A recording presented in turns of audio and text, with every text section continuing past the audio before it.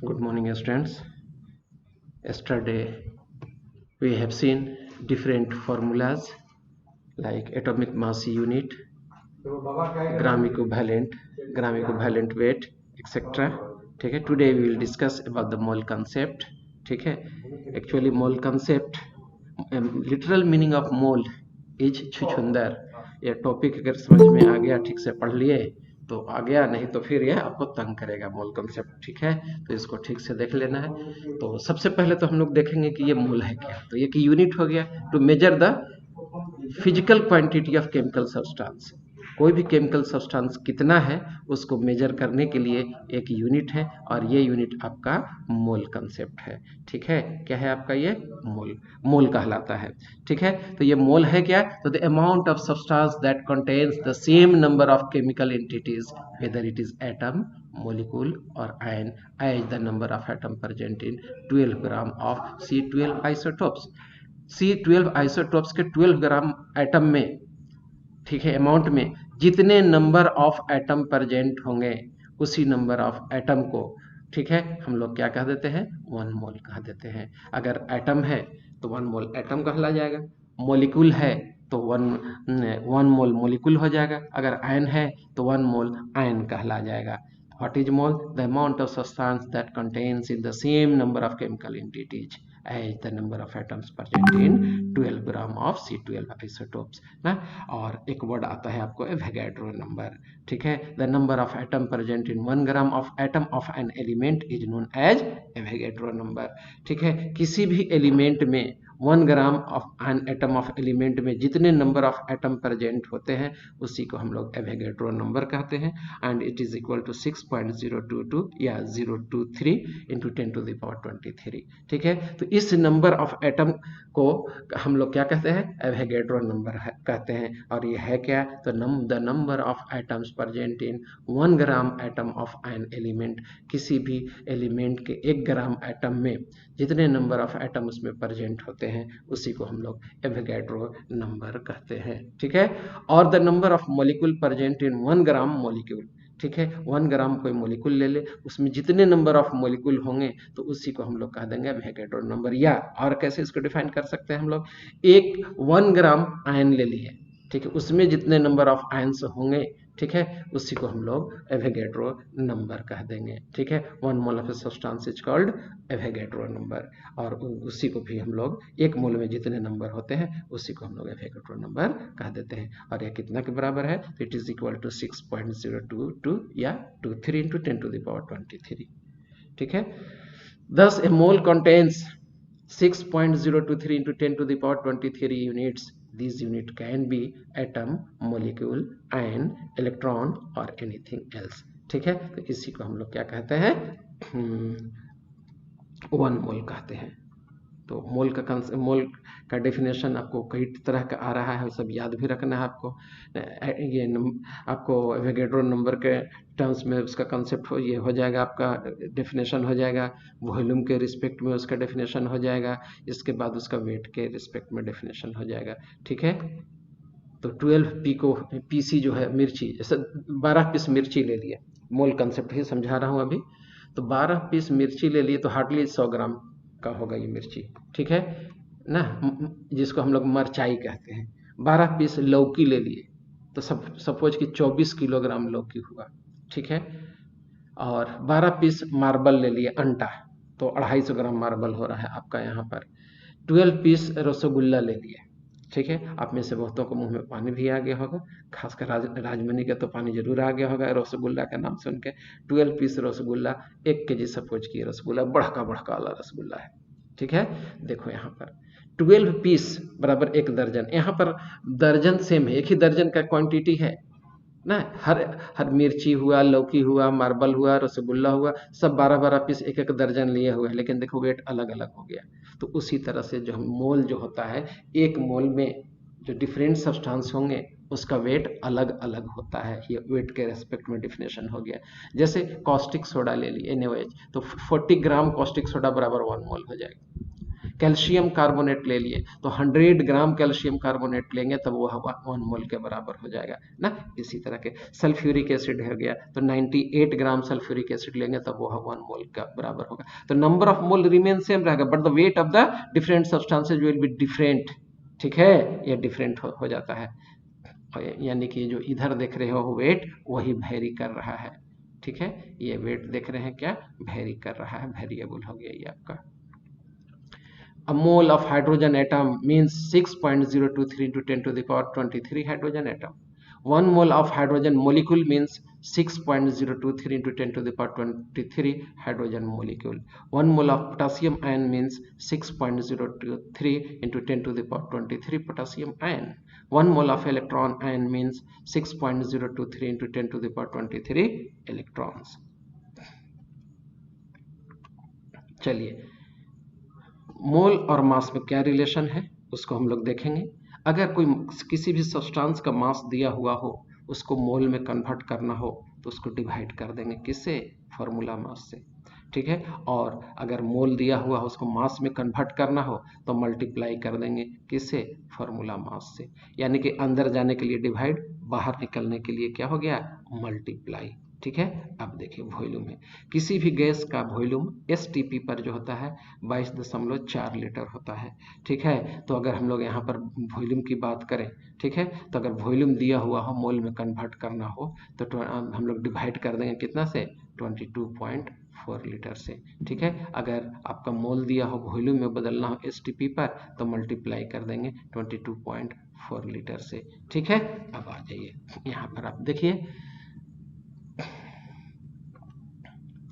Mole, number of molecule की हम लोग बात कर रहे हैं। ठीक है, तो नंबर ऑफ मॉलिक्यूल में अगर है आपका दिया हुआ हो और मोल में बदलना हो तो उसको आप डिवाइड कर दीजिए कितना से, एवोगैड्रो नंबर से।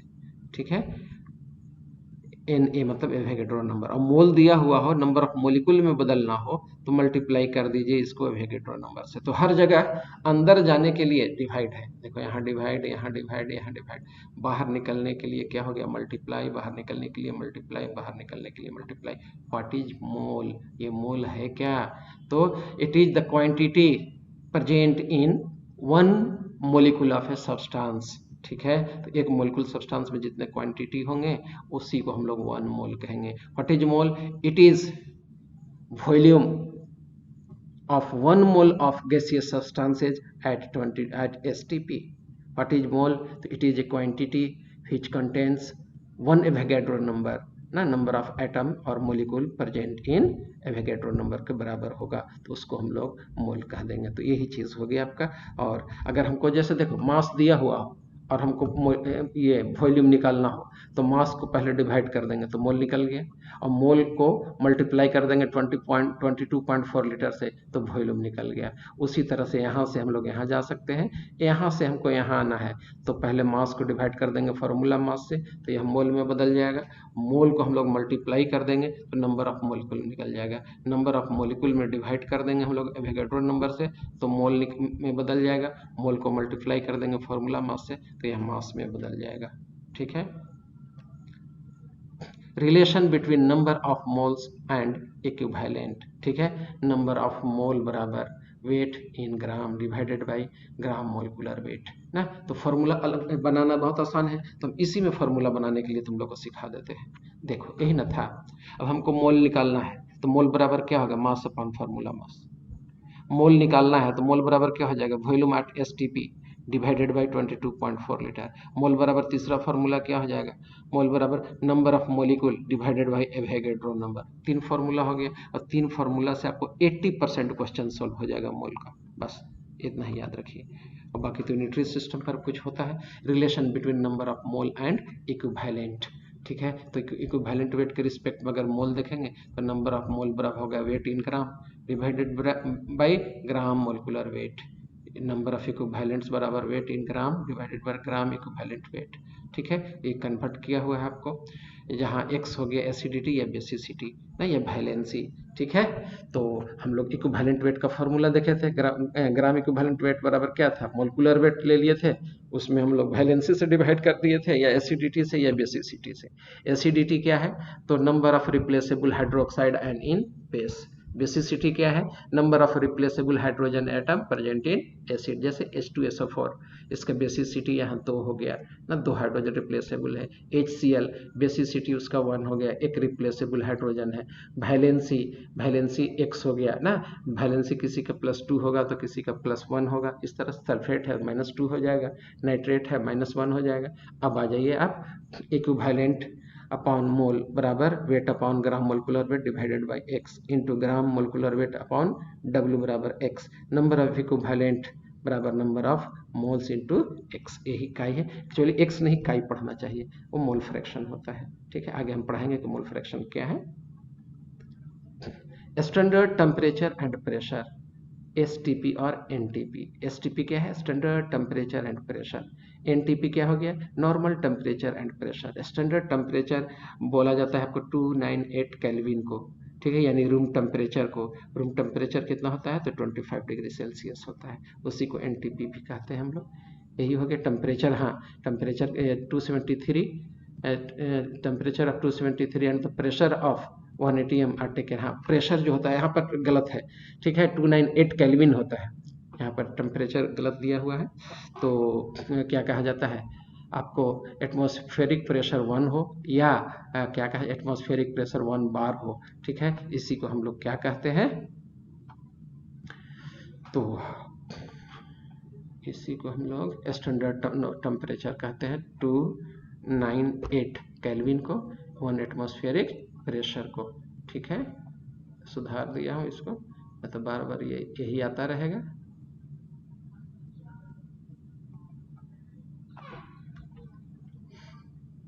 तो स्टैंडर्ड टेम्परेचर 298 केल्विन, जिसको 25 डिग्री सेल्सियस भी कहा जाता है। प्रेशर जो होता है 1 atm या 1 बार लिया जाता है।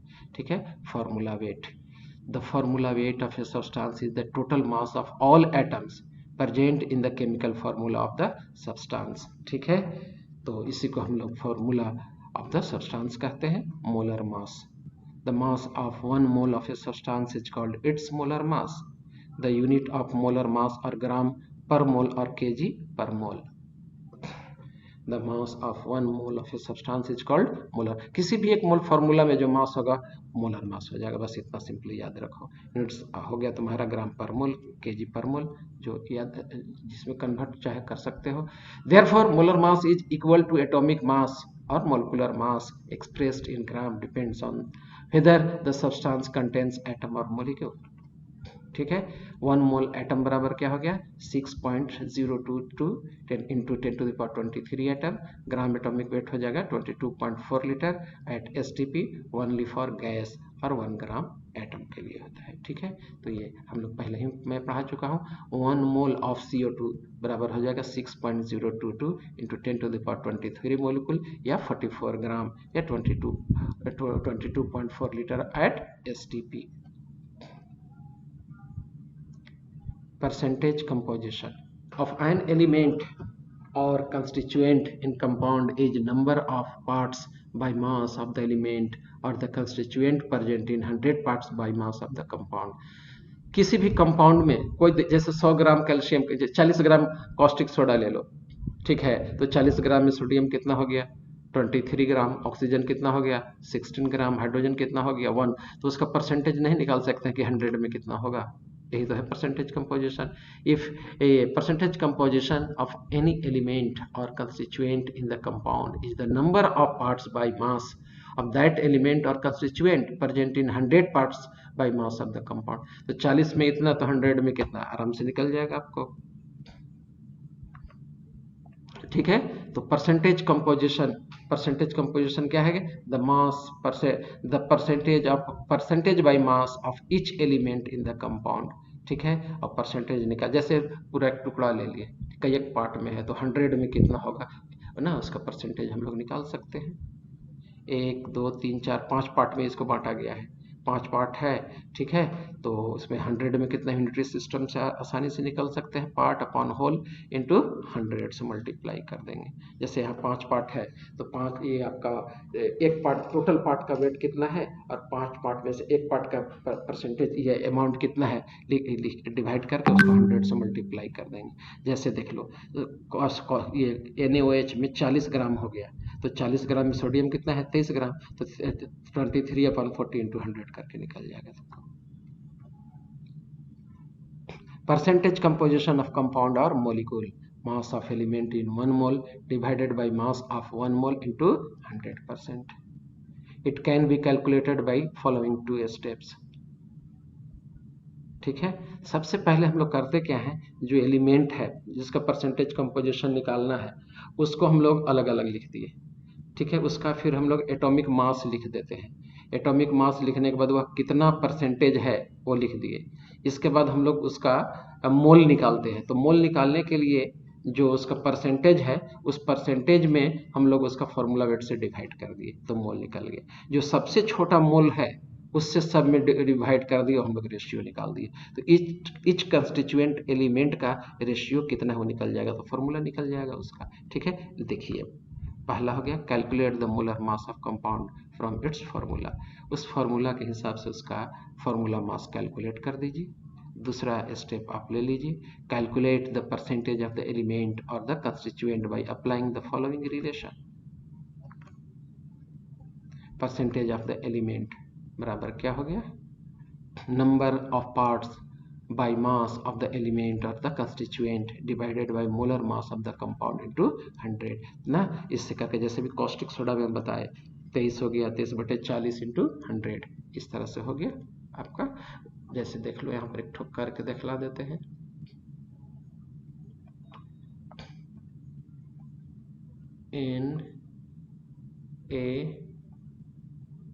NaOH है, ठीक है, तो इसमें देख लो ये हो गया आपका 23, ये हो गया 16, ये हो गया 1, टोटल हो गया कितना 40। कैसे कैसे किए, सोडियम हो गया आपका 23, ठीक है, ऑक्सीजन हो गया आपका 16 प्लस 1 हो गया हाइड्रोजन, जोड़ो 40 ग्राम हो गया ना।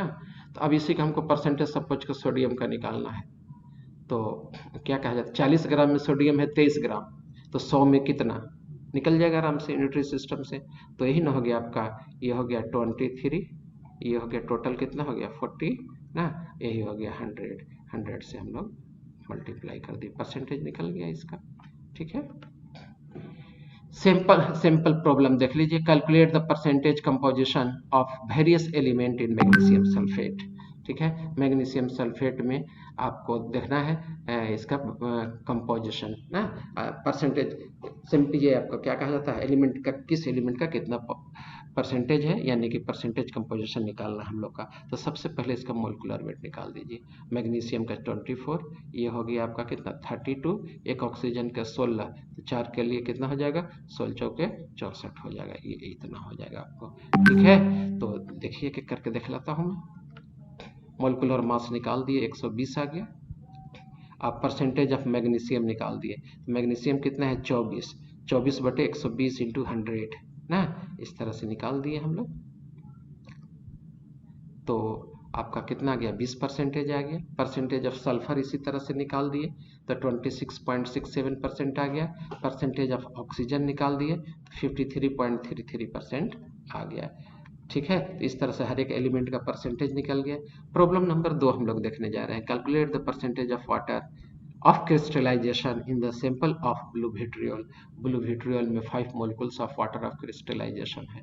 ठीक है, तो इसी का हमको निकालना है, इच एलिमेंट का निकालना है, या फिर वाटर का ही हम लोग निकाल सकते हैं। क्वेश्चन में दिया हुआ है किसका, वाटर ऑफ क्रिस्टलाइजेशन का। तो सबसे पहले मोलिकुलर वेट निकालिए।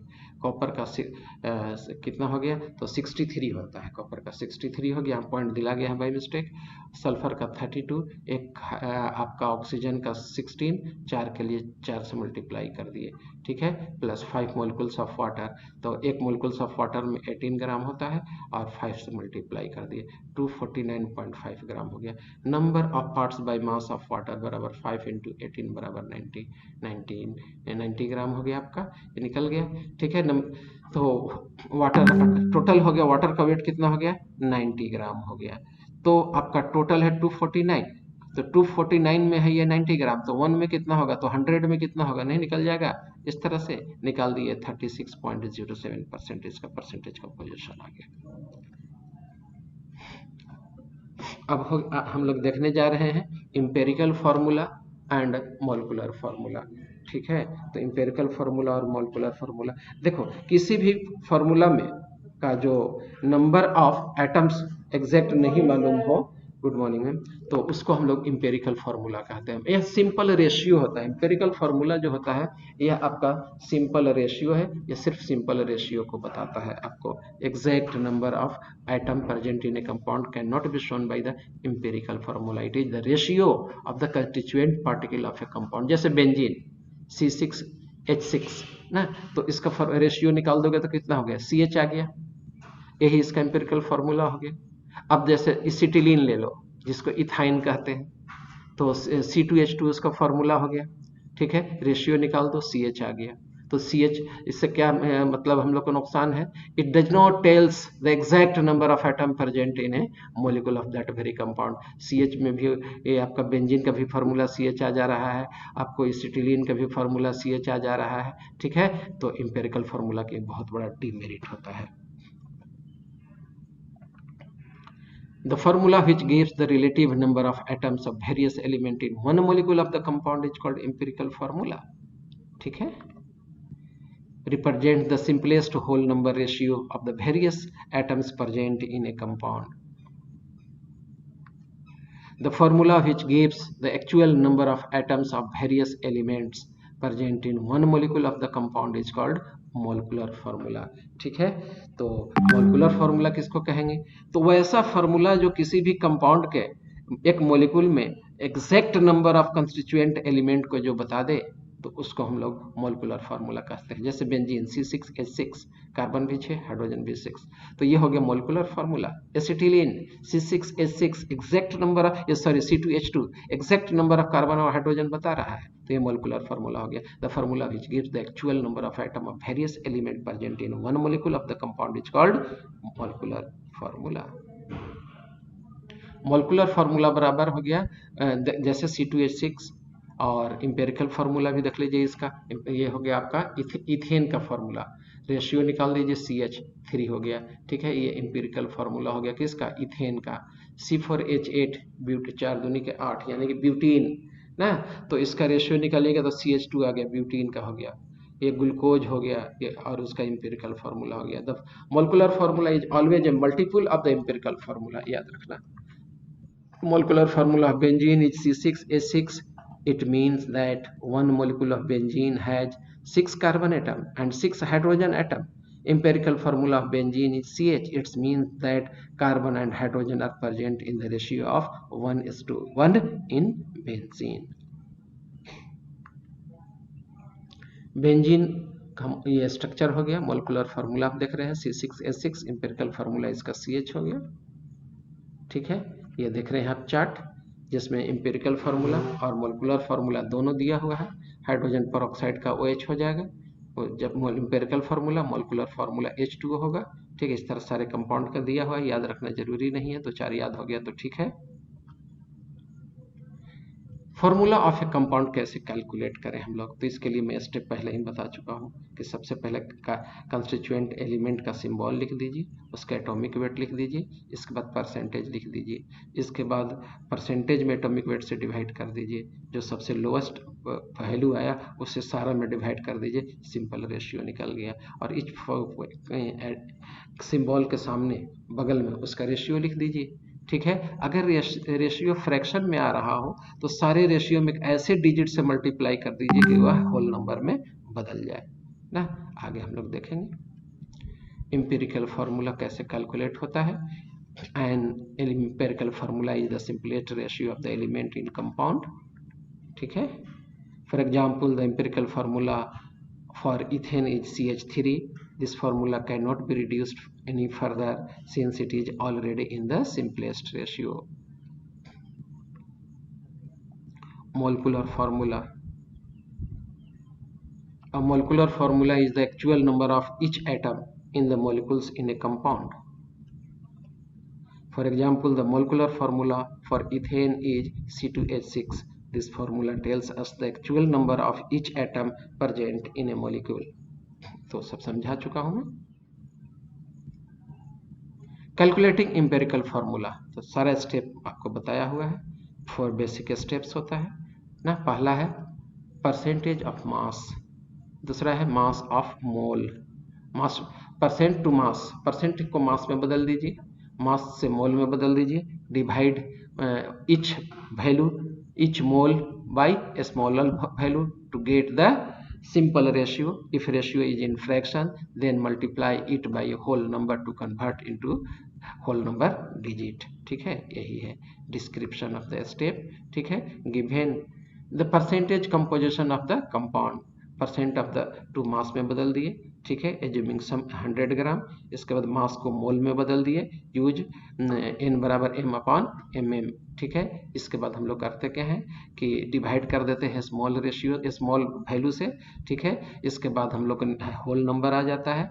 होल नंबर को फिर हम लोग, अगर होल नंबर ये आपका जो नंबर आ रहा है वो होल नंबर है तब तो कुछ करने की जरूरत नहीं. अगर फ्रैक्शन में आ गया तो ऐसे डिजिट से मल्टीप्लाई कर दीजिए कि सभी के सभी होल नंबर में बदल जाए. ठीक है, जिससे फार्मूला आपका एम्पिरिकल फार्मूला कैलकुलेट हो जाएगा. ठीक है, देखिए relation between empirical formula and molecular formula. ठीक है, तो एम्पिरिकल फार्मूला, मोलिकुलर फार्मूला बराबर होता है n into empirical formula. n जहाँ नेचुरल होल नंबर है. ठीक है, यही है मोलिकुलर फार्मूला बराबर एम्पिरिकल फार्मूला इंटू n. तो n का वैल्यू यहाँ से हम लोग निकाल सकते हैं. मोलिकुलर मास अपॉन क्या हो जाएगा, एम्पिरिकल फार्मूला मास. ठीक है, determination of the empirical formula of A compound. ठीक है, divide the percent of each element by its atomic mass, जो कि मैं बता चुका हूँ.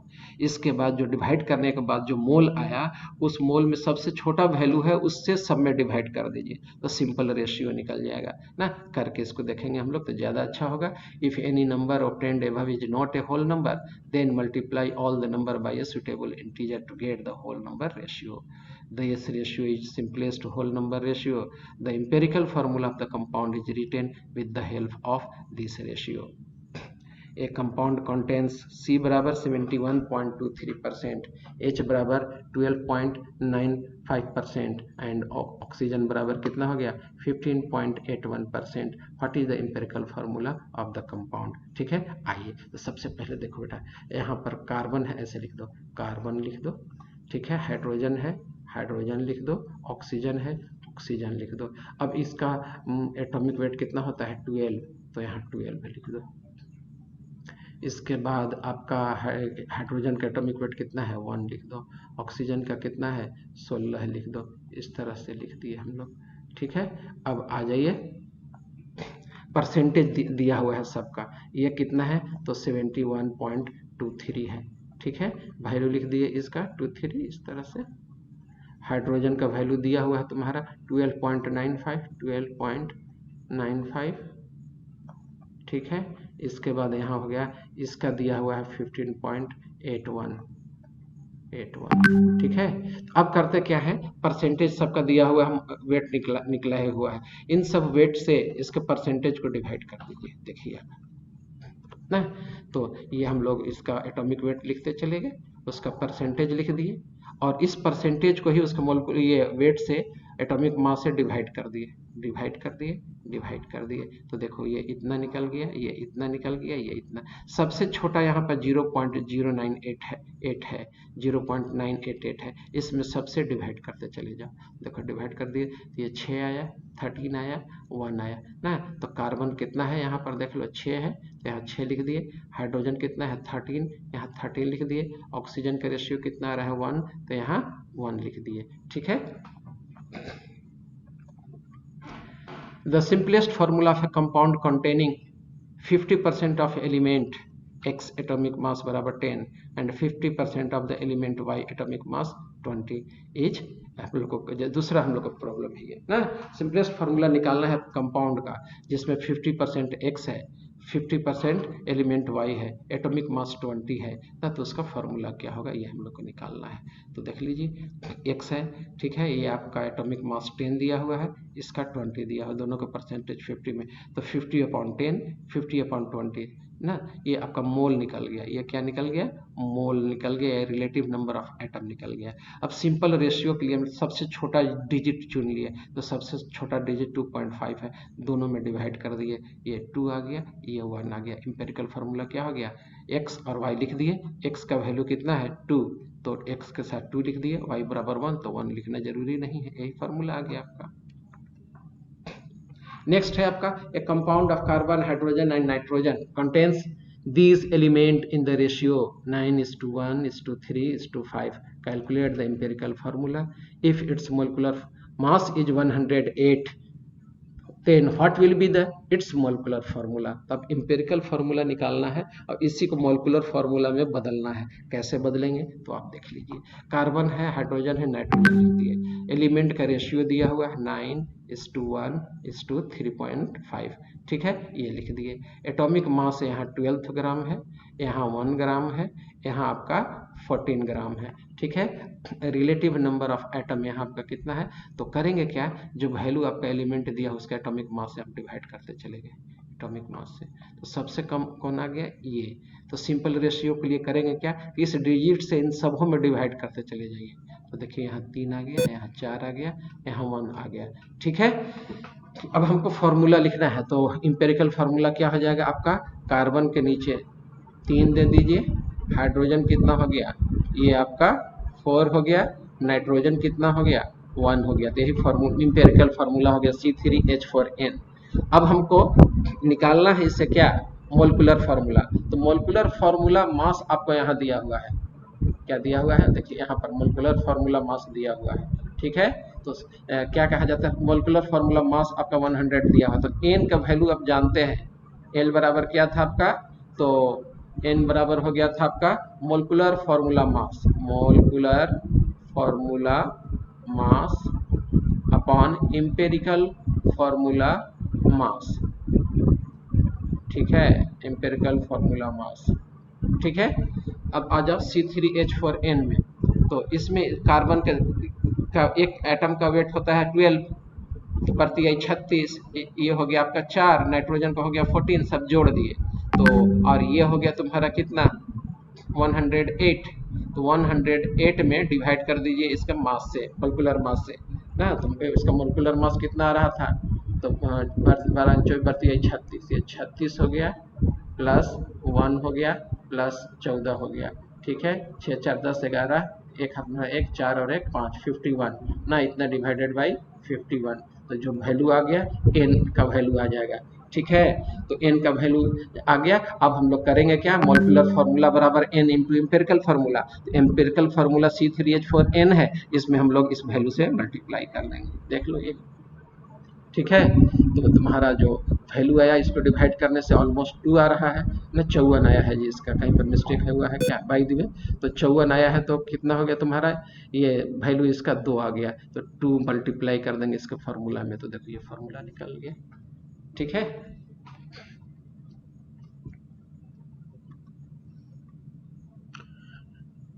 अब देख लो कितना टाइम बच रहा है तुम लोगों का, 33 ना, टाइम हो गया। आज की सभा यहीं समाप्त करता हूँ, अटेंडेंस लेने दो, सबका अटेंडेंस बन जाए तब जाना, और बाकी प्रॉब्लम है